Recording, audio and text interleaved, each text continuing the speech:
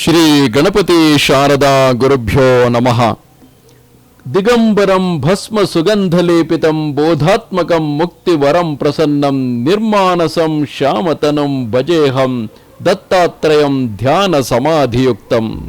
ಶ್ರೋತೃಗಳಿಗೆ ಶ್ರೀ ದತ್ತ ಭಾಗವತದ ಮೊದಲ ಭಾಗದ ಆದಿಕಾಂಡ ಶ್ರೀ ದತ್ತ ಮಹಾತ್ಮೆಯಲ್ಲಿ ಇತ್ತ ಪುತ್ರಶೋಕದಲ್ಲಿ ಮುಳುಗಿದ ರಾಜರಾಣಿಯರಿಗೆ ನಾರದನಿಂದ ಬೋಧನೆ ಎಂಬ 15ನೆಯ ಅಧ್ಯಾಯಕ್ಕೆ ಸ್ವಾಗತ.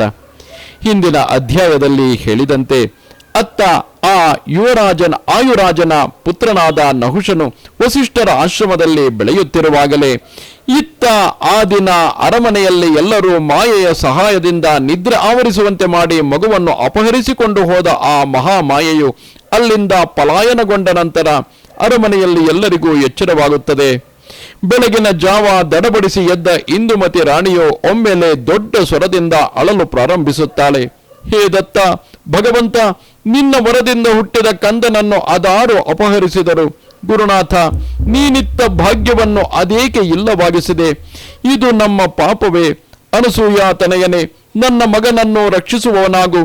ಕಂದ, ನೀನೆಲ್ಲಿರುವೆ? ಬೇಗ ಬಂದು ನನ್ನ ಉಡಿ ಸೇರುವವನಾಗು ಎಂದೆನುತ ರಾಣಿಯು ಪರಿಪರಿಯಾಗಿ ಪರಿತಪಿಸುತ್ತಾಳೆ.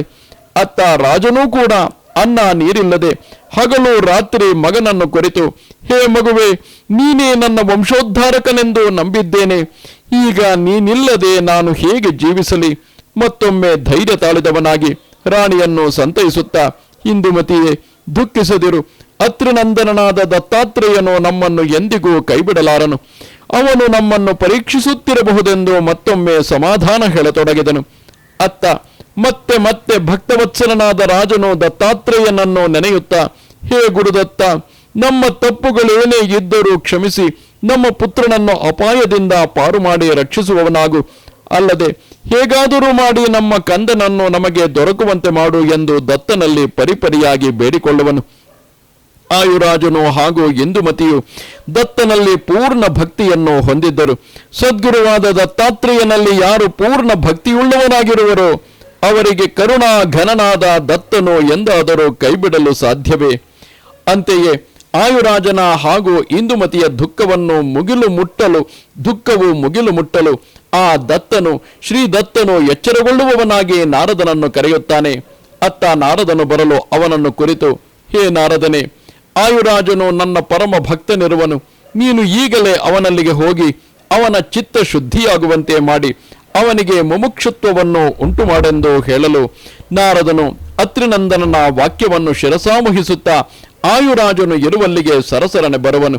ಹೀಗೆ ನಾರದನು ಆಕಸ್ಮಿಕವಾಗಿ ಅರಮನೆಗೆ ಬಂದುದನ್ನು ಕಂಡ ಆಯುರಾಜನು ಭಕ್ತಿಯಿಂದ ವಂದಿಸುತ್ತಾ ಆದರದಿಂದ ಸತ್ಕರಿಸಿ ಉಚಿತಾಸನದಲ್ಲಿ ಕೂರಿಸಿ ಕರಜೋಡಿಸಿಕೊಂಡು ಮುನಿಯೆದುರಿಗೆ ನಿಲ್ಲುವನು. ಅಲ್ಲದೆ ನಾರದರನ್ನು ಕುರಿತು, ಮುನಿವರಿಯರೇ, ತಮ್ಮ ದರ್ಶನದಿಂದ ನಾನು ಪುನೀತನಾದೆನು. ಸಂತರೆಂದರೆ ಜೀವಿಯ ಅಜ್ಞಾನಾಂಧಕಾರವನ್ನು ದೂರ ಮಾಡುವವರೆಂದು ಶಾಸ್ತ್ರಗಳು ಸಾರುತ್ತವೆ. ಆದ್ದರಿಂದ ಇಂದು ನಾನು ಧನ್ಯನಾಗಿರುವೆ. ಅಷ್ಟೇ ಅಲ್ಲದೆ ತಮ್ಮ ದರ್ಶನದಿಂದ ಇಂದು ನಮಗೆ ಅಹೋಭಾಗ್ಯ ಪ್ರಾಪ್ತಿಯಾಯಿತು. ಅಜ್ಞಾನಿಗಳನ್ನು ಉದ್ಧರಿಸಲೆಂದೇ ತಾವು ಲೋಕದಲ್ಲಿ ಸಂಚರಿಸುತ್ತಿರುವಿರಿ, ಹಾಗೂ ದುಃಖಿತರನ್ನು ಕಾಪಾಡಲೆಂದೇ ತಮ್ಮ ಸಂಚಾರವಿರುವುದು. ಆದ್ದರಿಂದ ನಾನು ಈ ಸಂಸಾರದಲ್ಲಿ ಬಿದ್ದು ತೊಳಲಾಡುತ್ತಿರುವೆನೆಂದೇ ಶ್ರೀ ದತ್ತನು ನಿಮ್ಮನ್ನು ಇಲ್ಲಿಗೆ ಕಳುಹಿಸಿದನೆಂದು ತಿಳಿದುಕೊಳ್ಳುತ್ತೇನೆ. ನಾರದರೆ, ಶ್ರೀ ದತ್ತನ ಕೃಪೆಯಿಂದಾಗಿ ನಮಗೊಬ್ಬ ಪುತ್ರರತ್ನನು ಹುಟ್ಟಿದನು. ಆದರೆ ವಿಧಿ ಲಿಖಿತವೋ ಏನೋ ಅಥವಾ ನಮ್ಮ ಕರ್ಮಗತಿಯೋ, ಆ ಕಂದನು ಇಂದು ನಮ್ಮಿಂದ ಕಣ್ಮರೆಯಾಗಿರುವನು. ಆದ್ದರಿಂದಲೇ ನಾನು ಪುತ್ರಶೋಕದಲ್ಲಿ ಮುಳುಗಿರುವೆನು. ಮುನಿವರಿಯರೇ, ಈಗ ನಾನೇನು ಮಾಡಲಿ ಎನ್ನುತ್ತಾ ಆಯುರಾಜನು ನಾರದರ ಮುಂದೆ ಕೈಜೋಡಿಸಿಕೊಂಡು ನಿಂತಿರಲು ನಾರದರು ಆಯುರಾಜನನ್ನು ಕುರಿತು, ಹೇ ರಾಜನೇ, ನೀನು ಅತ್ಯಂತ ಪ್ರೀತಿ ಮಾಡುವ ಈ ಸಂಬಂಧಗಳು, ವಸ್ತು ಒಡವೆಗಳಾದಿಯಾಗಿ ರಾಜಭೋಗಗಳು ಕೇವಲ ತೋರಿಕೆಗಾಗಿ ಇಂದು ರಾರಾಜಿಸಿ ನಾಳೆ ಗೌಣವಾಗುವವು. ಮುಂದೊಂದು ದಿನ ನಿನ್ನ ಈ ದೇಹವು ಬಿದ್ದು ಹೋಗಿ ಮಣ್ಣಲ್ಲಿ ಮಣ್ಣಾಗುವುದೆಂಬುದು ಸತ್ಯವಾಗಿದೆ. ಕ್ಷಣಿಕವಾದ ಇವೆಲ್ಲವುಗಳಿಗೆ ಮೋಹವಿಟ್ಟುಕೊಂಡವನೇ ಬಲು ಮೂರ್ಖನು. ಆಯುರಾಜನೇ, ಜಗದ್ರಕ್ಷಕನಾದ ಆ ಭಗವಂತನನ್ನು ನಂಬಿದವನು ನೀನು. ಹಾಗಾಗಿ ಆ ಭಗವಂತನಾದ ಸದ್ಗುರು ದತ್ತನ ಪಾದಗಳಿಗೆ ಶರಣು ಹೋಗು. ಅಂದರೆ ಮಾತ್ರ ನಿನಗೆ ಶಾಶ್ವತವಾದ ಸುಖವು ಸಿಗುವುದರಲ್ಲಿ ಸಂದೇಹವಿಲ್ಲ. ಅದಕ್ಕಾಗಿ ರಾಜನೇ, ನೀನು ಮೊದಲು ಮೋಹವನ್ನು ತ್ಯಜಿಸಿ ಅತ್ರಿನಂದನನಲ್ಲಿ ಪೂರ್ಣ ಭಕ್ತಿಯನ್ನಿಟ್ಟು ಆತ್ಮೋದ್ಧಾರವನ್ನು ಮಾಡಿಕೋ ಎಂದು ನಾರದನು ರಾಜನನ್ನು ಕುರಿತು ಪರಿಪರಿಯಾಗಿ ಉಪದೇಶಿಸಿದನು. ಅಲ್ಲದೆ ನಾರದರು ಮತ್ತೆ ಆಯುರಾಜನನ್ನು ಕುರಿತು, ಹೇ ರಾಜನೇ, ನಿನ್ನ ಪುತ್ರನು ಕಣ್ಮರೆಯಾಗಿರುವನೆಂದು ಏಕೆ ಶೋಕಿಸುವೆ? ನಿನ್ನ ಮಗನಿಂದಲೇ ಹುಂಡಾಸುರನ ವಧೆಯಾಗುವುದು ಎಂದರಿತ ಆ ದೈತ್ಯನು ನಿನ್ನ ಮಗನನ್ನು ಅಪಹರಿಸಿಕೊಂಡು ಹೋಗಿರಲು ಅವನಿಗೂ ನಿನ್ನ ಮಗನನ್ನು ಏನೂ ಮಾಡಲು ಆಗದೆ ಜಗದ್ರಕ್ಷಕನಾದ ದತ್ತಾತ್ರೇಯನ ಕೃಪೆಯಿಂದಾಗಿ ಈಗ ನಿನ್ನ ಮಗನು ಮುನಿಯೋರ್ವನಲ್ಲಿ ಸುಖವಾಗಿ ಬೆಳೆಯುತ್ತಿದ್ದಾನೆ. ಮುಂದೆ ಅವನಿಂದಲೇ ಹುಂಡಾಸುರನ ಸಂಹಾರವಾಗಿ ನಂತರ ನಿನ್ನ ಮಗನು ಇಂದ್ರ ಪದವಿಯನ್ನು ಹೊಂದುವನು. ನೀನಿನ್ನು ನಿಶ್ಚಿಂತನಾಗಿರುವವನಾಗೆಂದು ಹೇಳಿ ಅಲ್ಲಿಂದ ನಾರದರು ತೆರಳುವಷ್ಟರಲ್ಲಿ ಅಲ್ಲೇ ನಾರದರ ಬೋಧನೆಯನ್ನು ಆಲಿಸುತ್ತಾ ನಿಂತಿರುವ ರಾಣಿ ಇಂದುಮತಿ ಸಹಿತವಾಗಿ ನಾರದರಿಗೆ ಮಣಿದು ಸತ್ಕರಿಸಿ ಕಳುಹಿಸುವರು. ನಂತರ ಪತಿಯು ಇಂದುಮತಿಯನ್ನು ಕುರಿತು, ಹೇ ಪ್ರಿಯೆ, ನಾರದರ ಬೋಧನೆಯನ್ನು ನೀನು ಕೇಳಿದೆಯಲ್ಲವೇ? ನಾವು ಮೋಹಪಾಶವನ್ನು ಹರಿದೊಗೆದರೆ ಮಾತ್ರ ನಮಗೆ ನಿಜವಾದ ಶಾಂತಿಯು ಲಭಿಸಲು ಸಾಧ್ಯವಾಗುತ್ತದೆ. ನಾನಾದರೂ ಶ್ರೀ ದತ್ತನ ಪ್ರಸನ್ನತೆಯಿಂದ ಪುತ್ರಪ್ರಾಪ್ತಿಯನ್ನು ಬೇಡಿದೆನು. ಅದರ ಹೊರತು ಆತ್ಮಶಾಂತಿಗಾಗಿ ಏನನ್ನು ಬೇಡದೆ ಹೋದೆ. ಅಲ್ಲದೆ ಅವನು ನನಗೆ ಪುತ್ರನಿಂದಲೇ ನಿನಗೆ ಶೋಕವಾಗುವುದು ಎಂದು ಹೇಳಿಯೇ ವರಪ್ರಾಪ್ತಿ ಮಾಡಿದನು. ಆ ಭಗವಂತನಾದ ದತ್ತಾತ್ರೇಯನೇ ನಾರದರನ್ನು ಇಲ್ಲಿಗೆ ಕಳುಹಿಸಿ ನಮ್ಮಲ್ಲಿರುವ ಅಜ್ಞಾನವನ್ನು ಕಳೆದು ಆತ್ಮತತ್ವವನ್ನು ಬೋಧಿಸಲು ಹಚ್ಚಿರಬಹುದು. ಇಂದುಮತಿಯೇ, ದೇವತೆಗಳ ಪ್ರಾರ್ಥನೆಗೂ ಅನಾಯಾಸವಾಗಿ ಸಿಗದ ಆ ಸದ್ಗುರು ದತ್ತಾತ್ರೇಯನು ನಮಗೆ ದೊರಕಿದ್ದು ಅದು ನಮ್ಮಿಬ್ಬರ ಭಾಗ್ಯವೇ ಆಗಿದೆ.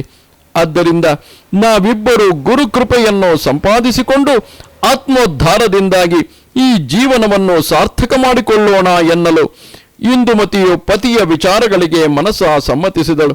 ಅಂದಿನಿಂದ ಅವರಿಬ್ಬರು ಕೇವಲ ಸದ್ಗುರುವರನಾದ ದತ್ತಾತ್ರೇಯನ ಧ್ಯಾನದಲ್ಲೇ ಕಾಲ ಕಳೆಯ ಹತ್ತಿದರು. ಅತ್ರಿನಂದನನಾದ ತ್ರಿಮೂರ್ತಿ ದತ್ತಾತ್ರೇಯನ ಕುರಿತಾಗಿ ಆ ರಾಜ ದಂಪತಿಗಳು ಭಕ್ತಿ ಪರವಶರಾಗಿ ಗುರುವರನ ಕುರಿತು ಹಾಡಲು ಪ್ರಾರಂಭಿಸಿದರು.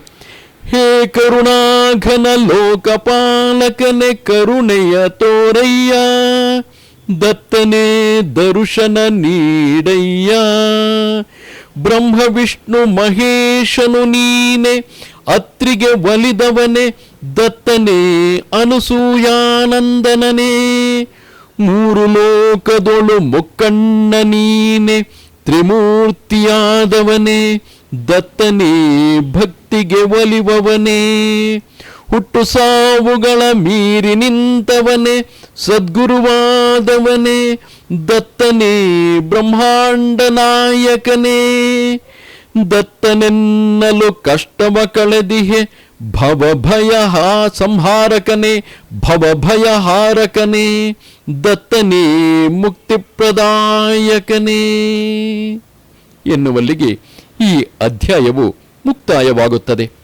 ಅವಧೂತ ಚಿಂತನ ಶ್ರೀ ಗುರುದೇವ ದತ್ತ.